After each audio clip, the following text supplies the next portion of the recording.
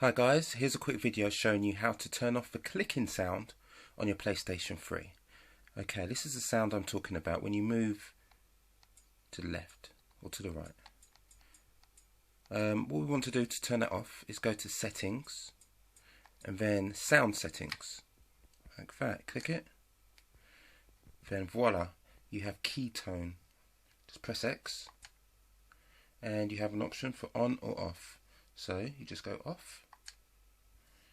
Then you can use the left key, go back, up and across, and as you can hear, it's silent. Clicking sound gone. Thanks a lot. Goodbye.